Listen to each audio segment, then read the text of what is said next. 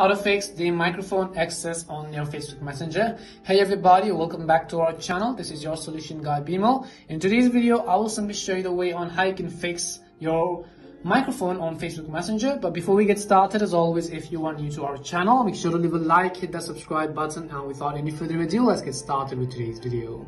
So first of all, the issue over here likely could seem that you're not being able to actually hear your audio. You're not being able to actually let other people hear your audio in return whenever you're doing an audio call or face video call. So for that, make sure to watch this video till the end. And one of the most likely reasons could be that your Messenger app is likely lacking the microphone access. And in order to fix that, we will first of all simply go ahead and launch the settings app. Once you launch the settings app, you can see this is how it is going to look like. We'll simply go ahead and look for the option called apps.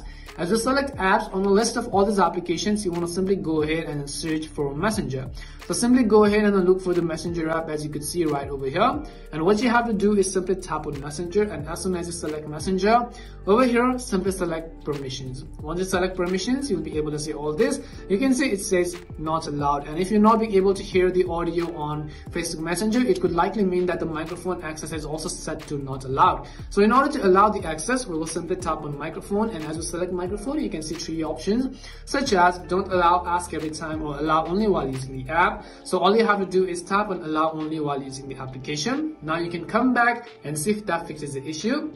I would also recommend you to allow all of the camera permissions such as these, and then come back again. And then you also want to come back and allow the phone permissions, contacts permissions, and so on. And hopefully one of these would have solved your problem. We hope the video was really helpful. If it did help you, make sure to leave a like and subscribe to the channel. If you have any more questions, queries, or doubts, simply also make sure to leave them down. Thank you very much for watching till the end, and see you soon in our next video.